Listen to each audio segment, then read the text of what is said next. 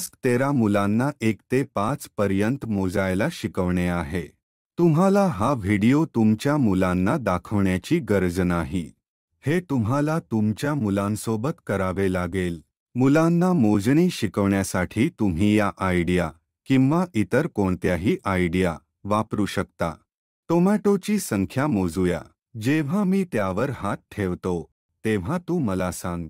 1 1 1 2 1 2 1 2 3 1 2 3 1 2 3 4 1 2 3 4 1 2 3 4 5 1 2 3 4 5 चला मोजूया। 1 1 1 2 1 2 किती दगड आहेत? आम्ही जे शेवटची संख्या लास्ट नंबर म्हणतो ते दगडांची संख्या आहे। पुन्हा मोजूया। 1 2 आम्ही सांगितलेला लास्ट नंबर काय आहे? 2 तर 2 दगड आहेत। चला मोजूया। 1 2 3 चला मोजूया। 1 2 3 4 चला मोजूया। 1 2 3 4 5 किती दगड आहेत? आम्ही सांगितलेला लास्ट नंबर काय आहे? 1 2 3 4 5 मी सांगितलेले शेवटचे नंबर 5 आहे, तर 5 दगड आहेत। कृपया तुम्ही मला फक्त एक टी-शर्ट देऊ शकतो का? खूप छान। कृपया तुम्ही मला फक्त 3 कपडे देऊ शकतो का?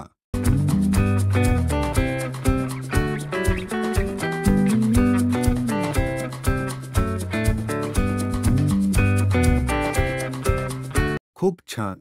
तुम्हाला किती सफरचंद खायला आवडतील? 2 कृपया त्यांना घ्या।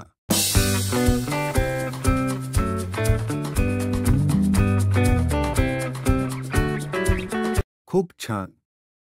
चला टाळ्या वाजवूया। मला एक टाळी द्या। मला 2 टाळ्या द्या।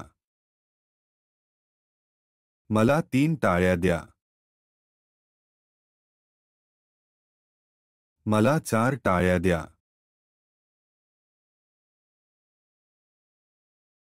मला 5 टाळ्या द्या।